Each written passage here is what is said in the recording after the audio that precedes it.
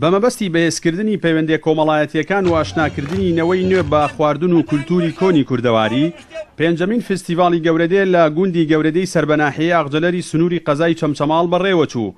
لە فستیڤاڵەکەدا چەندین چالاکی جۆرا و جۆر لە شێوەی نمایشکردنی خواردن و جلوبەرگی کوردی و ئەسب سواری ئەنجام دران.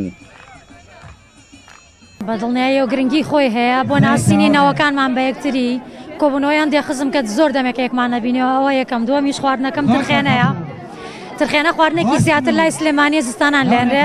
پێ خۆشحاڵم بەم ئاهەنگە خۆشە، هیوام وایە هەموویان سەرکەوتوو بن. گەلێ پێم خۆش بۆم فستیڤاڵە. فستیڤاڵەش بەڕاستی خۆشحاڵیەکە بۆ هەموو گەلی کوردی. هیوادارم هەموو شارەکان و هەموو دێیەکانیش بەردەوام بن لەم فستیڤاڵانە بۆ کولتور و بۆ نەتەوەی کورد و وەجلی کوردی و کۆبوونەوەیەکی جوان و عەشیرەتەکان کۆبنەوە شتێکی زۆر زۆر جوانە. بەراتی ئەمانەم کەلتوری کوردایەتیە لە ناومانە بمێنێت و وە کورد هەموو عادێک بە برنە و تاقمی کەلتوریەکانەوە ئەم کوردستان ڕزگار بووە و ئیشوکاری ڕۆیشت و هەموو لە هەموو سەردەمەکانە، لە شۆڕشی قازی محەممەد، لە شۆڕشی مەلا مستەفا، هەموو شۆڕەکانی کورد ئێستا ئەم ڕۆژی کەوا ئێمە فستیڤاڵی تیاقی. گوندی گەورەدێ بە ترێ و چوالە بەناوبانگە و ساڵانە بەرهەمەکانی ڕەوانی بازاڕەکانی هەرێم و ناوچەکانی ناوەڕاست و باشووری عێراق دەکرێت. سەرپەرشتیاری فستیڤاڵەکەش دەڵێت ئامانجیان لە سازدانی فستیڤاڵەکە بەهێزکردنی پەیوەندیە کۆمەڵایەتیەکان و کۆکردنەوەی دەنگ و ڕەنگە جیاوازەکانە.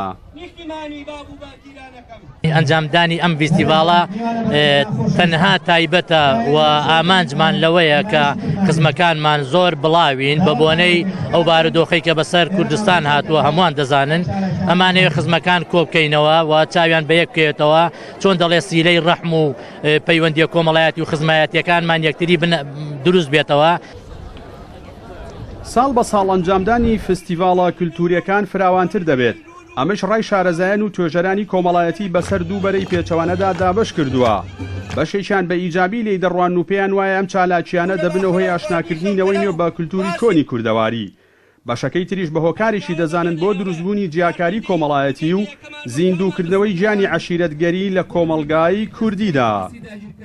جەلال جەباری، کەناڵی ئاسمانی پەیام، گوندی گەورەدێ لە ناحیەی ئاغجەلەر.